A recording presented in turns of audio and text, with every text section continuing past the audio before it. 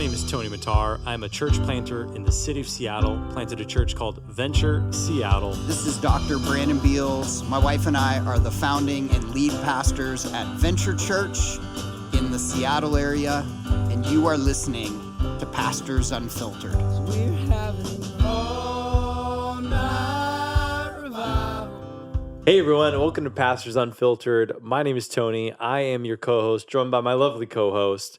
I'm out of titles for you, if I'm being honest. I'm just out of titles.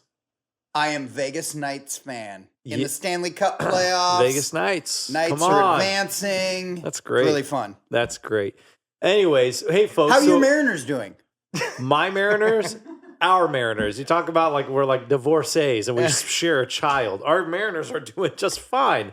They're like 9 games behind 500. Well, folks, we are glad that you're with us. We are sponsored by Anderson Lawn Care. Check him out for all your lawn care needs. Mention Pastors Unfiltered. PB, you just got back from a man's man trip. Yes. Jackson Hole. For my wife's birthday, we spent 3 days at Jackson Hole, got picked up from Network Conference by Daryl and Heather Taylor, drove us to Jackson Hole. We stayed at a dude ranch. So Daryl and Heather Taylor, Di and I we had this big, huge cabin we stayed in. What's a Went dude horseback ranch? riding. You should have seen Heather Taylor on the back of a horse. I would pay good money for that. It pretty much made my year. What is a dude ranch? I don't know. They call them dude ranches. It's where cowboys run a ranch. Has cattle It's on like the ranch. cowboy You ever see the movie? Airbnb? You ever see City Slickers? Yeah. Oh, that's a good movie. That's a dude. That's You've a dude. dated ranch. yourself. Have you ever seen Yellowstone? I watched Yellowstone. There all it right. is. Yeah. It's like, imagine Turned if it off. Yellowstone had like a bunch of cabins that people could stay on, and they let like city slickers pretend to herd cattle. Oh, yeah. But you had to pay for all of those things, and You pay for the we could experiences. only afford going horseback riding. Hey, you want to grill a steak? I might Sure. have bought a cowboy hat while I was there. Oh, I'm sure you did. Did you wear your cowboy cool hat? I wore my new cowboy hat. Cowboy hat. As I was riding a horse. Did you have? Haven't you seen it on my social media? No. I'll be honest. You post a lot, man. You post. This is Pastors Unfiltered. Well, I just got back from a trip with Sean King. We had a good discipleship trip. 18-hole prayer walk 5 times. Wait a second. Sean left town? He doesn't ever leave town. No. Sean and I left. We needed Jesus and the sun. By the way, said no one. And Palm Springs and Cole Hasty. Oh, It's good living. Good living in Palm. You ever been to Palm Springs? Yes. It is good. In my opinion, I think it's better than Phoenix and Scottsdale. Well, I agree that it's 100%. better than Phoenix and Scottsdale, Way better. but there's Vegas and everything else when it comes to deserts. Vegas is beautiful. who's the better golfer between the three of you guys? I mean, I'm not good. The three of us. Yeah. Cole Hastie's. Cole? No, All right. Cole's had a really bad Nah. block recently. Now you're talking smack He's against cold. Cole? He's cold. Cole's cold. He Cole's is. on a cold streak. Yeah, well, Cole's in the ministry now. He's like leading people in worship. He's got one voice on his mind, and He's got to like He's plan distracted. and organize. He's distracted from his game. He's got 2 kids. naturally, he is a great golfer. Just naturally, Just not right now. Just not right now. Since our guests have already started talking, we have 2 special guests, special topic. I want to come back to the Tony and golfing because we're going to come back to that in a We've talked about second. this like for a year now. We have the young adults pastor at Venture, Connor Takata. Hello. Is this your official Pastors Unfiltered debut? This is my first time. Yes. Okay. I'm First-time listener. beginning my arc Okay. of podcasting. Oh, He and his wife, look at that. we claim them both. They are part of the Faithful 253. We Come on. claim Indy Come on. is who we Yes. claim. And 3. we have none other than Pastor Sean King here with us again. Come on. This is how many times have you been on? 3 or 4. This is your first time after the redemption episode. So Yes. you redeemed yourself. Yeah. So now you set the bar really high. So don't screw this one up. I'm like a white sheep. Okay, good. Here. A few episodes ago, like a couple months ago, Tony, you listen pretty regularly to the podcast. Tony was talking smack about you and golfing on the podcast. I've heard. He actually said that he could beat you in golfing. I think it would be dependent on the round. Like Tony has improved a lot in Thank you, a Pastor short Sean. amount of time. Thank you for being my pastor. He's still terrible, but so am I. Truth hurts. Yeah. Truth. Yeah. Thank you. Do you golf, Connor? I golf a little bit. Not Don't- enough to don't say say that it I like golf. that. It's not Yes, he enough to golfs. say that I golf, but I love it. Oh, it's so much fun. Yeah. I've never been with these guys. I want to Oh, be it's a there. I do Hoot. Twilight. We Twilight we golf. are gonna live record a podcast from the golf course In the while cart, Tony and Sean are in a competition. 9 holes. Are you To going to be see who wins. smoking That a would be Cuban the so whole fun. time? Sure. You- I'll be the caddy. You got to drive the cart, smoke the Cubano. I don't Sean, want to wheel your clubs around. I'll just drive the cart. You don't and wheel the. Judah and Greeny I can don't- be the. Let's they'll just be get the you your own caddies. cart. I don't. He's pushing. He's pushing the little You're thing. Not push anything. Just How about you guys pull your carts and I will drive a cart? That sounds horrible. That's Anyways, well, hey, let's dive into today's topic. We have 2 pastors with us who each hold unique roles at the church. In that, our staff PB across the campuses now is how many total? We have 53 total staff members. Awesome. And the majority of staff at the Mill Creek campus, only one of us is paid full time At Seattle. At Seattle. At Seattle. Everyone's bivocational, which a lot of people go, what does bivocational even mean? Meaning you are a pastor, you hold ministry credentials, but you also work in the workplace and you have a job outside of the local church. And that's the both of you. And that was my story for a while. PB, that was your story for a while. And I wanted to talk a little bit today about bivocational ministry and the highs, the lows, and everything in between. Because it's not, there's some great perks to it, but it's not always easy. Yeah, PB, why don't you kick us off? Yeah, I just want to say for our listeners, there's many of you out there, maybe you're younger and you feel the call to ministry, but there is this, the chasm between, especially in Western Washington, what you can make in the secular workforce versus working at a church is exceptionally dramatic. And what happens oftentimes for those of you that are younger is the pull for how much money I could make working at, we'll pick on Boeing today. I got much money I could make working at Boeing so far exceeds what I can make working in a church that you say no to the church. Sometimes at the expense of your calling. Like you literally lay down what God has called you to do because of the opportunity to make money. And again, Jesus was clear that what does it profit a man to gain the whole world yet lose his soul? That we're not to chase after that. But on the other hand, there's some of you that the practical reality for you got to provide for a family that maybe you're going to pastor in Western Washington or one of our, like if maybe you're in the Bay Area, Southern California, New York, Boston, in these major metropolitan areas where the cost of living is expensive. Some of you might face the opportunity to do ministry, but you have a tent maker job at the same time. One of the things that I always say to ministers, Tony, and I say this to people all the time, when they come and they want to do full-time ministry, I say, all right, you're part-time right now. You work a secular job. You wish you could give your whole thing to ministry, which I totally get. I totally do. And that's my life. And so I'm not going to complain about what I do for a living. But oftentimes what people don't understand, especially for like Connor and Sean, they get compensated by the church for, let's say, what would be the equivalent of 20% of their work time at a church. If we hired them full-time, the other 80% in all likelihood is doing things you're not super passionate about doing, but by the nature of your gift mix, you're doing it. So in other words, working at a church, it is a job. Like there's lots of things we do that we don't love. There's a stigma, and you guys are mature employees, but there's a stigma that we just grab coffee all day, come in at 11, leave at 3, grab coffee, dink around, lunch, extended lunch. Yeah, of course. Where there's fun days like any other job, but that is the furthest thing from true. Yeah. We say all the time, we have slashes in our portfolios where you're never just hired for your specialty. Totally. You're doing 5 other things as well. And that's just the reality of our jobs. We work for a nonprofit. Everything has to get done. Yep. And you got to justify the salary. Everything has to get done at the church. And buildings need to be cleaned and toilet paper needs to be refilled. For 2 and years. Yeah. stuff breaks down and cars break down and you go on and tech stuff breaks down and people have problems and the There's a lot of what we do that people don't see. So that leads to the conversation I want to have with you guys. You guys have both been on a really similar journey, and that I think for you, Connor, was it right out of college you were full-time? Yeah. So you were both full-time ministers right out of college. And you transitioned to the secular workforce after a period of time in ministry. Let me start there. What was the biggest difference from being full-time at a church to full-time? Sean was doing insurance. Connor, you're doing like tech stuff. Yep. Biggest difference? Go for it. All right.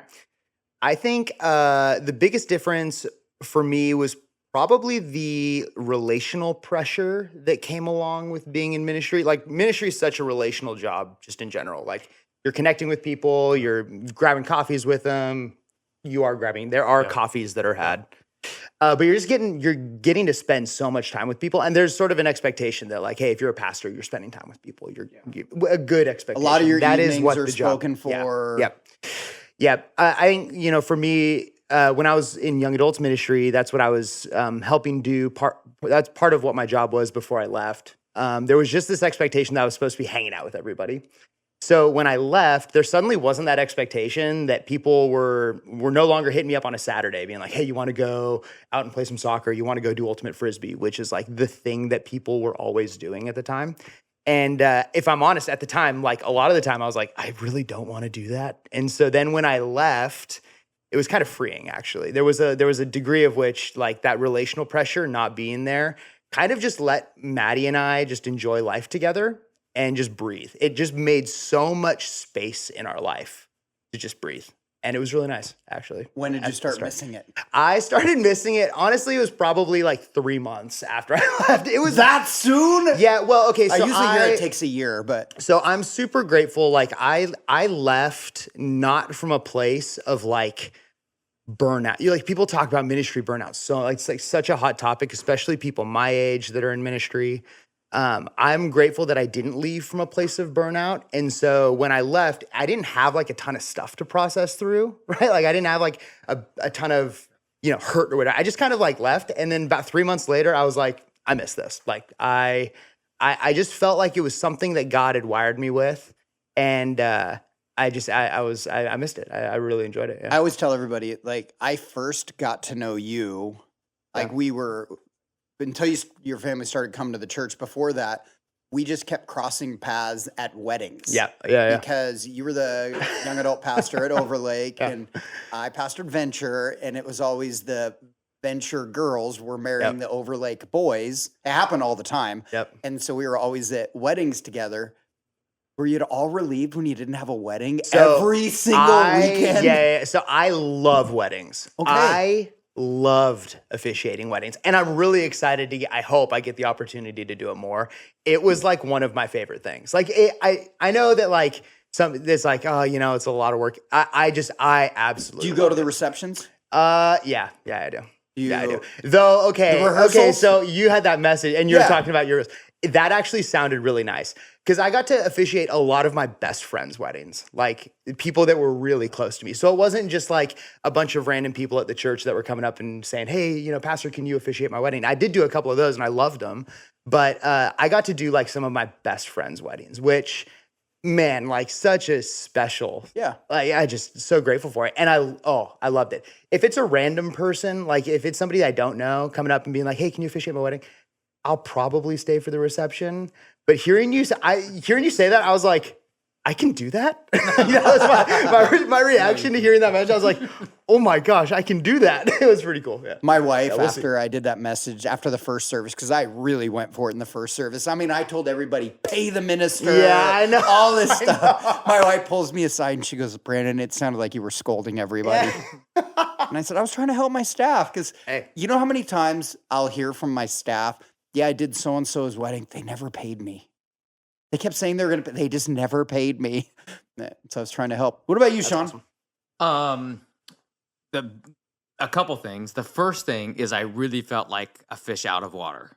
Like, I felt like after 7 years of ministry and 4 years of Bible school where I was in ministry, and then even as a student being in ministry, like all of a sudden I wasn't in that world, and I really felt like, what am I doing with my life, right? And me stepping out of ministry was different circumstances from you, where yours was like, whatever.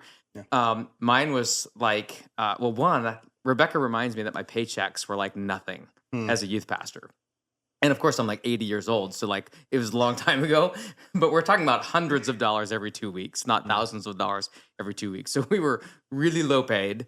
And then in the secular world, like I literally found myself at the unemployment line to try to find a job. So like, all right, now I got to try to find a way to provide for my family. Well, it wasn't that hard to replace the income. and I've got some great stories about unemployment was a raise. It actually was a raise. But I felt like yours, you missed the social part of it. Yeah. Like I really felt like all of my peers, because I was in ministry, in the network under some really great ministers. And I feel like we were youth pastors at the same time. Benny Perez, there's just like a lot of great things happening.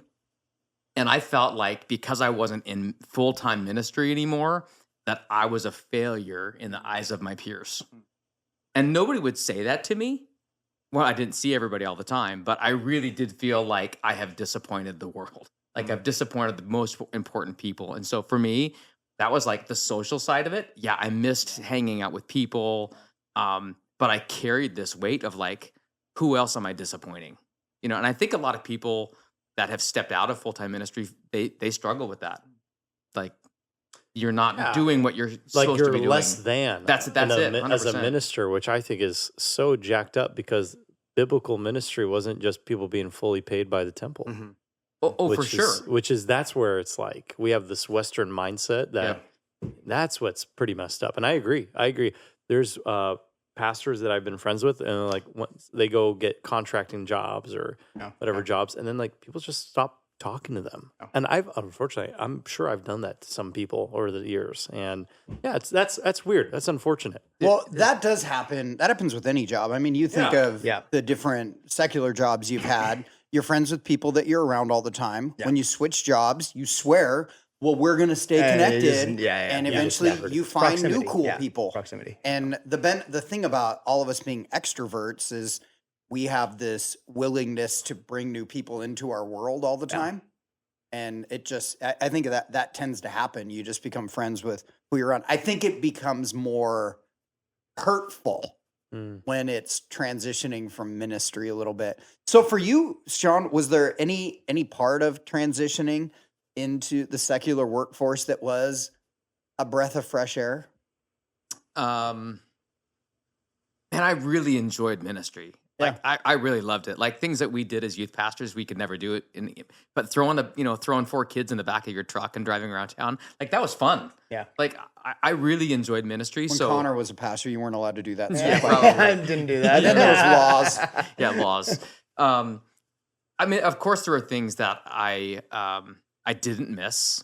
Like you were saying, ministry. Like when you're hanging out with students, or you're going to a high school and you're hanging out with students at lunch. That's fun. But then you get back to the office and you got to do, clerical things. Like God bless the people that have that gift. That is not me. And that's a lot of part of ministry is the organizational stuff. That isn't my strength. So, being bi-vocational now for 27 years, that's a long time.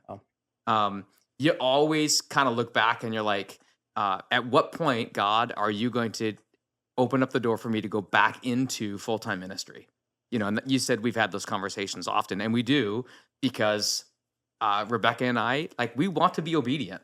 And if the Lord opens the right door, we want to be willing to do that. The hard thing is the longer you stay out of ministry and you start building like a business, or you go to Boeing and you start making 2 or 3 times. You move your way up the corporate ladder. It just naturally that's going to happen. It's harder to say, okay. And I remember praying God, if you're going to do it, you better do it soon. And, 27 years in now, it's like, okay, now it's real. Like ministers talk and, we get offered full-time jobs and you're like, okay, you get down to it and you're like, I can't even pay my mortgage with that amount of money. Yeah. But there are things in ministry that are just so rewarding. To get kind of back to your question, it's like, man, I just loved ministry. I loved being around people, and that, I see pictures like even of venture, like staff hanging out at the coffee stand or the what do we call it, the cafe.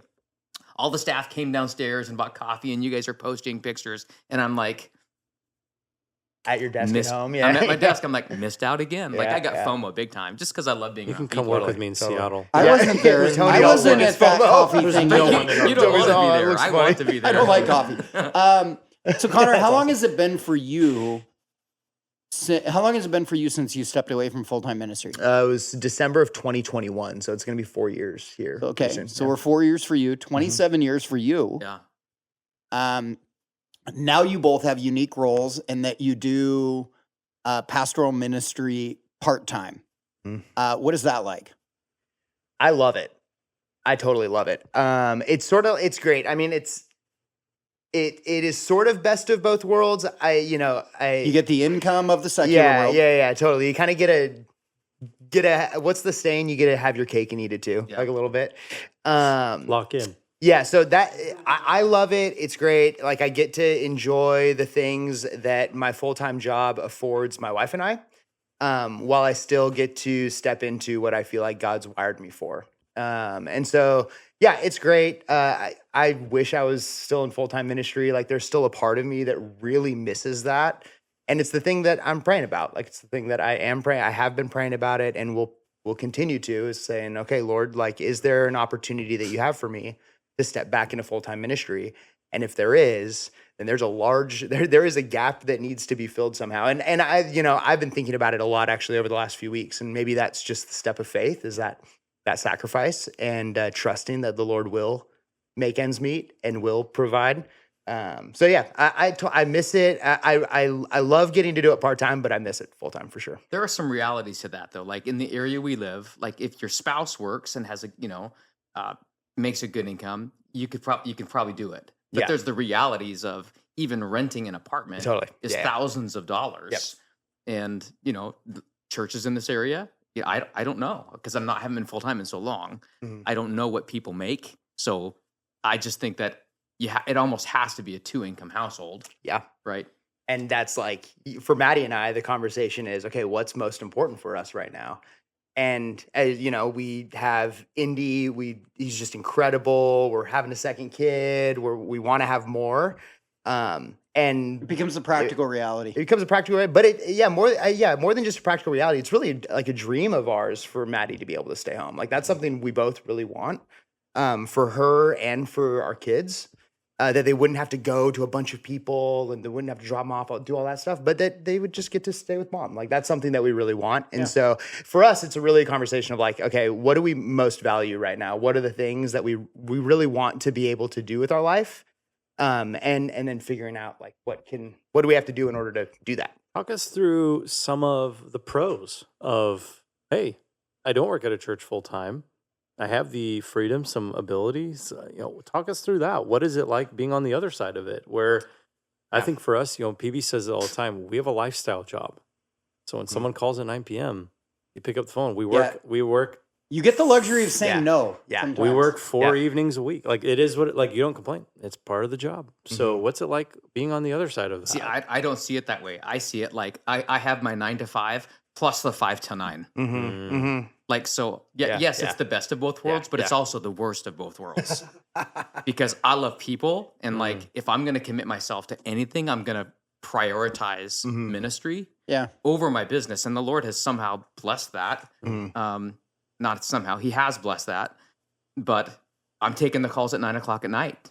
I'm meeting early mornings with guys. I'm meeting late at night with guys around the other 9 to 5. Yeah. So it's the best of both worlds and it's the worst of both worlds. Yeah, definitely. Would you say the same that's a great thing, point. Connor? Yeah, in a lot of ways, I would agree with that. The difficulty for Maddie and I, like I go 9 to 5 for my full-time job, and then from like 5 to, in an ideal world, 9 to 5 for my full-time job, 5 to 7 with the family, with Indy, and then we put him down around 7:30, and then I get to spend an hour and a half to 2 hours working on YA stuff and stuff that's going on here. Yeah, it's hard. Like that balance of time is difficult. To your question though about like what have I really liked about it? No.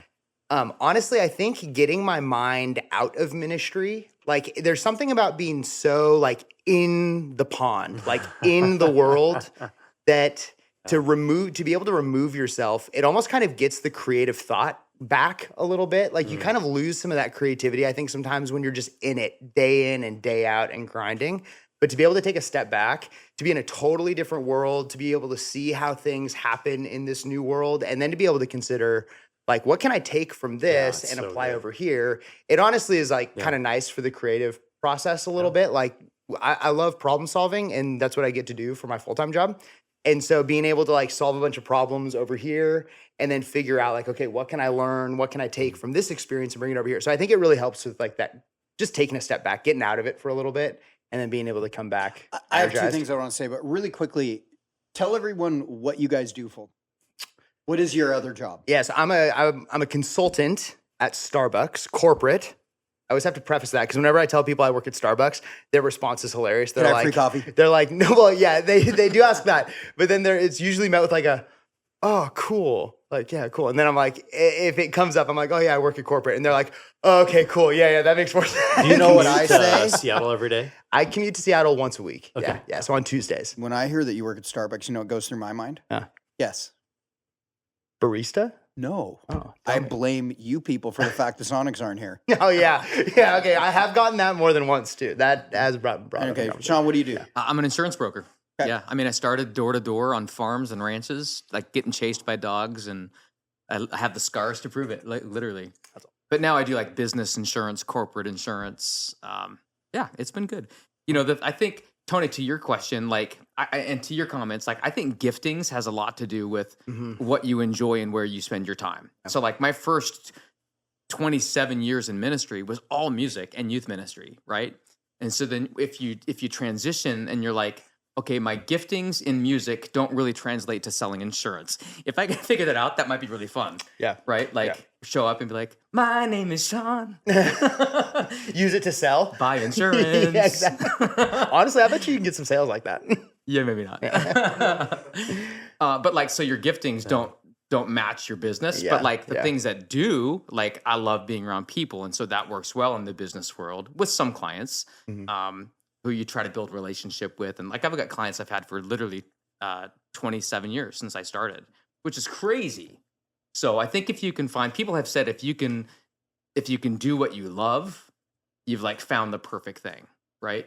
I think the challenge with being bivocational is some people think I'm going to spend less time. Like if I could just find a part-time job to support ministry and then you do 2 part-time jobs, that equates to 1 full-time job. It really financially doesn't equate to that at all, unless it's a really unique situation.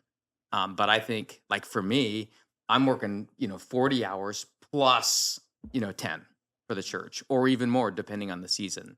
So It's Easter. Yeah, it's Easter. It was Easter. Yeah, it's the Easter season, right? So, Yes, Easter was a while ago. It was great. but like during the Easter season, right? You just spend a lot more time. So, I was thinking, just as I'm listening to you guys, I want our listeners to know we didn't talk about this before, and we had a general overview of the discussion we're going to go. So Tony and I did not know how they were going to answer this. We didn't have an agenda. We just wanted them to be honest. And there's definitely, I don't know if you're listening, you can notice, but it's palpable in the room for me. I think you would both say like being away has actually made you appreciate ministry more. Yeah. Like rather than I don't miss that at all. You're like, wow, maybe that was cooler than I even thought when I was doing it. the meaning is different. Like we could make a good income, but a lot of people can make a good income and not be fulfilled. I mean, there's some of the most unfulfilled people make big bucks, but there's just, I think calling is just so important. Like if you know that you're called and like, you gotta work that out, because you could like have a bad burrito and then go to a Wednesday night service and say, okay, I'm called. Right, you just get this weird feeling and like, okay, that's God telling me I need to be in ministry. Or you really you look up to somebody. Like my youth pastor, I really looked up to him, right? So I wanted to be like him. Well, that doesn't mean I was called. Yeah. I just admired him and admired what he did and the influence that he had. When I got into the ministry, I got saved, and PB actually, the church, paid for my Bible college, and my goal was never to go into full-time ministry.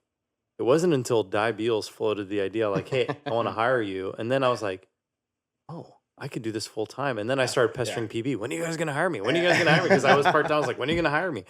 But this was the plan. I was just going to be a youth pastor, go work, and then just whatever, serve the local church. So I am grateful for the freedoms and whatnot, and I am grateful for my job. But at the same time, I think, what I'm concerned about is it used to be that.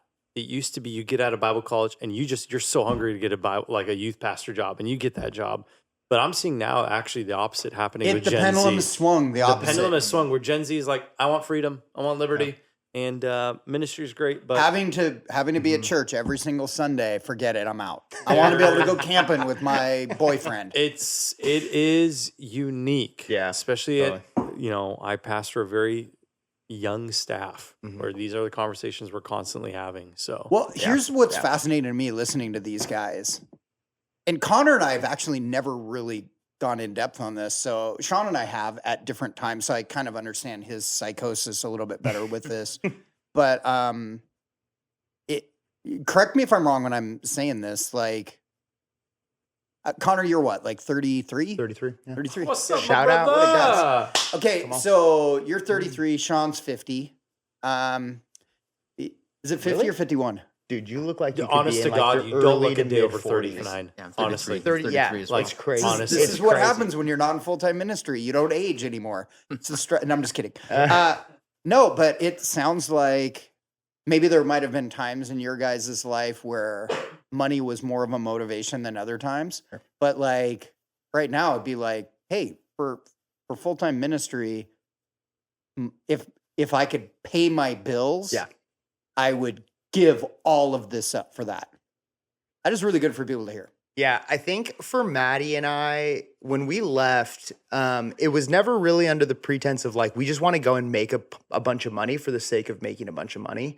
It really was out of a place of figuring out like, okay, here are some things that we really feel like we ought to be doing right now. All of our friends were buying homes and making all those decisions. And all my friends and Maddie and I, we were starting to talk about kids and what that looked like. So then we just kind of started thinking about our future a lot more seriously. We were a few years married. I think at that point we had been married for 3 or 4 years. And so we were just like really starting to figure out like, okay, what do we really want to do? And so it was never really for the purpose of just going to make a bunch of money for the sake of doing a bunch of stuff. It was like, no, here's some like what we felt like were really reasonable things. Like we want to be able to save to buy a house. We want to be able to provide some financial security for our kids. And stuff like that. It was never like, we want to get a really nice car and we want to go on a ton of vacations. Like, I don't love vacations. It's like one of the things that Maddie like wishes I liked more of. So, all that said, Of us in the room, the rest of us don't relate to that. Yeah.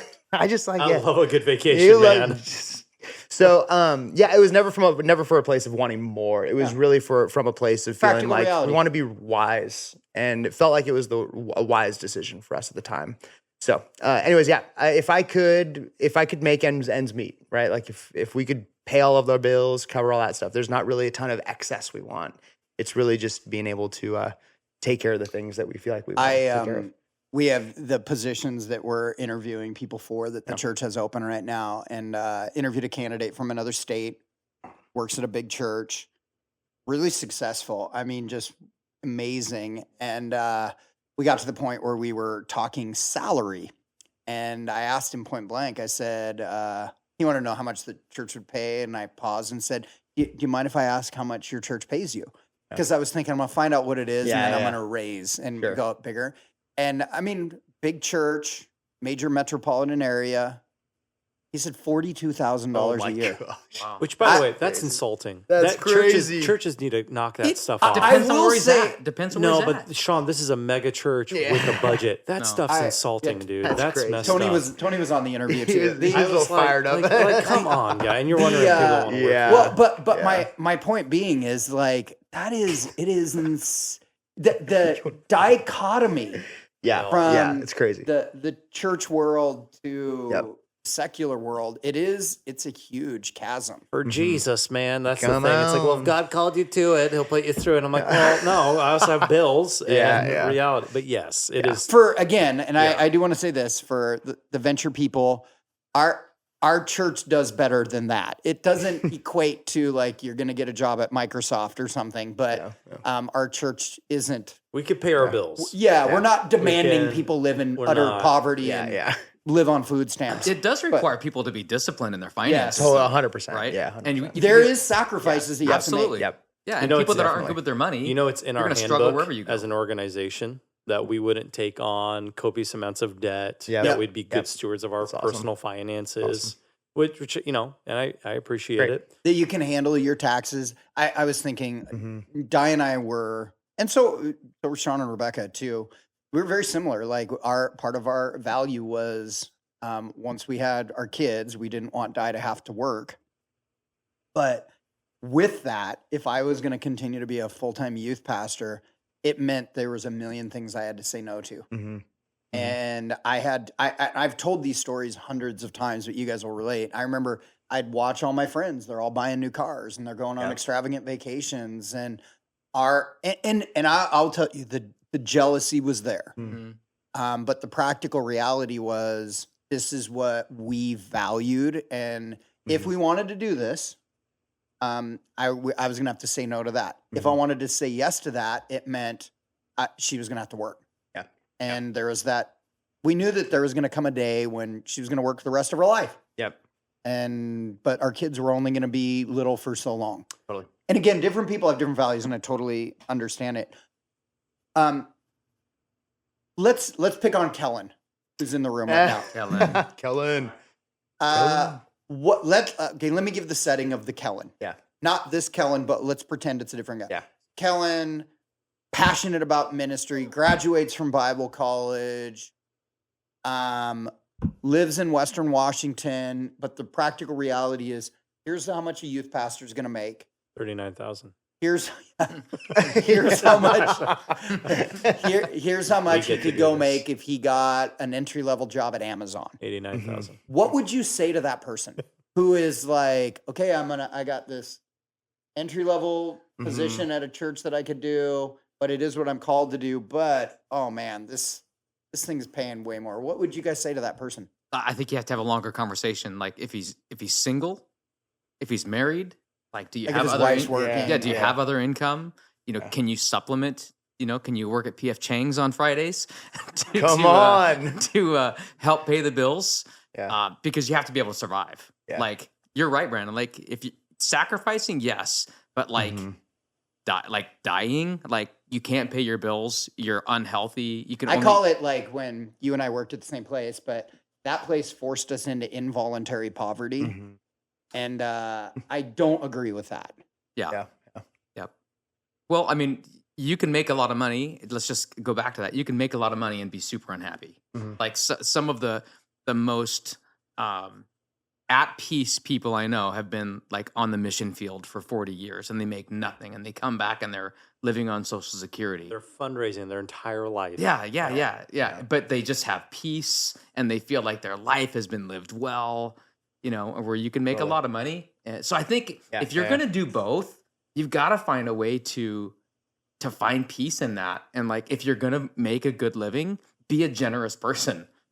Like, you know, we made the same decision long ago for Rebecca to stay home. And then when we stepped out of ministry and I was like unemployment, like my wife was raised poor, like super poor. And so one of my core values is provision. Like my dad lived in his car when he would work out of town so that he could send every penny home. Wow. Like, so I just have this example of, look, we just work hard and we provide for our families. And so that's what I've done. Yeah. And then as you make more money, the cool thing is if you have a good budget and you live within that, then you can be generous with the excess. And that's like, I really admire people that make a lot of money, but you would never know they make a lot of money. And they just are very philanthropic and they give money away. I just admire that. So all things equal for you guys, if you were talking to 23-year-old version of yourself and you had the opportunity to be in full-time ministry, make a livable wage, Yeah. or go make bank working for someone else? What would you say? Such a hard question. Yeah, so that's a really if I was to reflect on like the last 4 years being out of ministry, so especially with the prices of homes and how expensive everything has got, like we still don't own a home. I've been out of ministry for the last 4 years, still don't own a home. We've made great progress towards that end, but still not there. And To buy really, a house in Sultan. yeah, I could go far, far away, far, far away. The thing that honestly I wrestled with probably the most was that feeling of, man, if I had only left a couple years sooner, you know, if I had only just, you know, if I had made a decision to do this, but only a couple years sooner, I'd be in a totally different spot now. And, you know, I hate that that's where my mind goes. That's, you know, that's probably the darkest thought that I have when I think about the last 4 years is the fact that, like, man, if I had only done it sooner, then we'd be in a home. We'd be in such a, like, I can say for certainty that we would be in a far different spot. And we'd be farther down the road that we want to be on. But I keep coming back to, I keep reminding myself that God did such good things during those few years of ministry. So, like, you know, I tell people when people ask me about my decision to leave ministry and if, you know, I wish I had done it sooner or whatever, I usually say, you know, in my worst thoughts, when I'm at my worst, I wish that I had left sooner and done that. But when I'm sober mind and when I'm in a good spot, I'm very grateful for the time that I had spent in ministry. So to answer your question, 23-year-old Connor, no, I would say stay. I would say continue down this road because God's going to do such a good work in you and through you in the ministry that you're serving in. So now I would say no. I look back on those years so fondly, and what I gained in those years is way better than what I missed. Can I be prophetic here for a moment? Come on. Tony will occasionally start prophesying over everybody during the podcast. I receive. If it's a girl, he gets mocked for it. True. Now, here's what's going to happen for you. By the time you're 40, all of these dreams are going to come true. And when you're 40 and all of these dreams have come true, you won't look back at being 30, 31, 32, 33 with regret. You'll just be really thankful for where you are. And by the way, I'm saying that because I believe that as you were saying that, the Holy Spirit spoke that to me to say that to you. So yeah, your time's coming. Your time's coming. Yeah, I guess I would say you want to be obedient to what the Lord is calling you to do, right? Yep. But I don't see many places in the Bible where it says you have to be doing this for like, there's not like you are disobedient if it's 32 hours. It's got to be 40. Yeah, who determines what makes it ministry? Exactly. And I have had that conversation so many times, many with with you. who? Yeah, with you and with Pastor Rob Carlson and many other people who have reminded me that what I'm doing is ministry. It's myself that I struggle with because I want to be obedient. I want to get to the end of my life and feel like the Lord said, yeah, the gifts that I gave you, you invested them well. Look at the multiplication. Yeah. If I don't get there, that's failure, right? But me equating success to if I'm full-time in a church, I think that's the mistake. And I wrestle with that all the time because look, I'm able to bless my family, provide for my family. And have fruitful ministry. And have fruitful ministry. Yeah. But, you know, we tend to disqualify and we tend to say ministry here, like at a high level, that's success, ministry here, but that's just not the reality. You know, so we need people around us, honestly, that remind us of that. And if I'm asking for it, it's because I need that reassurance. Yeah. It makes me think of the question that you had asked about, like, you know, 23-year-old, should I do this or should I go to Amazon and make a bunch of money? The first thing that came to mind was really understanding why. Like, why are they in this position of making this decision in the first place? Why do they want to go to Amazon? Why do they want to leave? What brought them into ministry in the first place? Why are they where they're at? Because I think the next question would be, well, can you do the thing that God is calling you to while being at Amazon, while doing the other job? And I feel fortunate enough to be in a position where, and you as well, where we get to do the thing that we feel like God's called us to while also being in this other arena, being able to, afford these things that we value. So I think, the thing I would say is like, okay, well, why do you want to go to Amazon? Like address that one first. Like, oh, I just want to make a bunch of money. It's like, okay, well, let's like Then you're test firmly the thought. not called into Yeah, ministry. exactly. Yeah, 100%. No, Yeah. that is like honestly, this has been helpful for me. I hope it's been helpful for people that have been listening. But what I see it's the angst of the call. Like you guys have just like Tony and I, all four of us have this definite call from Jesus on our life, and just we all have the angst of the call and what that means and what that means in our role but there's practical realities of it. We got married and we have kids and we accept the responsibility that comes along with that. And so all of these things, we have to trust Jesus that he has a plan for all of these things to be married together. And in the end, we just want our lives to be fruitful. Yeah. And we want to hear him say, well done. Yep. I think that is the thing that I've gotten the most from you guys from all this is when, Tony and I have our Gen Z conversations that are, I would say, almost to the point where they're seduced by the financial part. I think it really boils down to call. Like, I think if that is such a seduction, it's clear there was not a call. Yeah. Because I think the one thing that we all will agree that the call was so intense at the time, it was almost made us blindingly, irresponsibly jumping into ministry. Yeah. And when the opposite happens and, I can make a few more dollars an hour to go there, I'm out. Yeah. That I think it shows there's not the weight and angst of the call. Honestly, thank you guys. This was excellent. I think the call, I just want to say, the call can become a God, though. Okay. If you feel like I have to do it all for the sake of the call, and then other things in your life that are that's important. what I'm saying. You become blinded by it and irresponsible. Exactly. Yeah. Like, when we accepted, yes, I'm going to marry that woman. Yeah. Okay, we're going to have kids. Like, with that came all of a sudden, the number one call in my life became my family. Right. And so that became number one, and you can't blindly do that. And we've all seen ministers that neglected their family for the sake of it. But Absolutely. yeah, I just really appreciate your guys' authenticity. Yeah. And the thing that I appreciate, just know for me as the pastor, that the opportunity to have leaders at the level you guys are on our staff, helping lead families in the church, helping lead our young adults in the church, like the practical reality of venture, building buildings, expanding campuses. I could not afford all of these people full time, but the opportunity to have leaders at your level that are willing to do this on a part-time basis it makes venture what it is. So, I don't probably thank you guys enough, but honestly, thank you guys that you're on the team. Thank you guys that you love the church and that you love the people in the church and that you were willing to work a full-time tent maker job and, 7 to 9, do YA, and 5 to 9, do what it is you do. And Tony, thank you. Wow. Come on. Yeah, I feel really thanked. This is great. I will say this, the one thing about not doing ministry full-time the entire time is that you kept your hair. I did.